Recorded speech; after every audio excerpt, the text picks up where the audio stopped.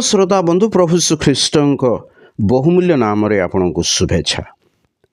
पवित्र Bible mark लिखित सुसमाचार 15 अध्याय 22 पदरे आम पाठ करूँ आउ से गलगथा अर्थात कपाल स्थल नामक स्थान को आणिले।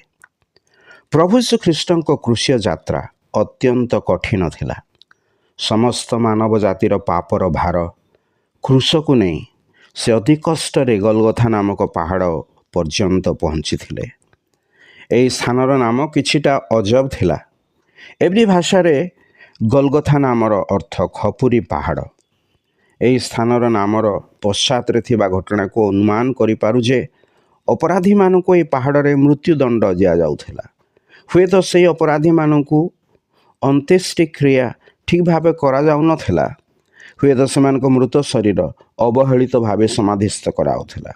नचेत केतेबेले से सबुको सेही परि छाड़ी दिया जाउथिला, जद्वारा सेठार अनेक अस्थि और खपुरी पड़ी रहउथबो।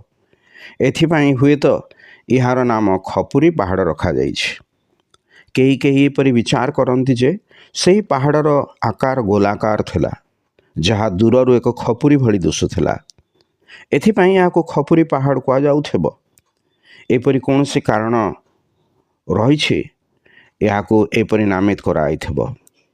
तेबे ए पहाड़ उपरे ही प्रभु श्रीख्रीष्ट मानवर परित्राणर कार्य प्रस्तुत करथिले। ए पहाड़ ही प्रभु श्रीख्रीष्ट आमर पापर प्रायश्चित निमंते क्रूसरे चढ़ाइथिले। जे कि से पहाड़र पाददेश को आसीछि से प्रभु श्रीख्रीष्ट रक्तर प्रवाह देखि पारिछि। आपणक पाप जेते बड़ किंबा भयंकर होना काहेकि सही सबको धौत करी परिष्कार करने पाई प्रभु जीशुଙ୍କ रक्तरे शक्ति रही। ख्रीष्टଙ୍କ ठारे विश्वास करी पाप क्षमा और मुक्ति प्राप्त होता है।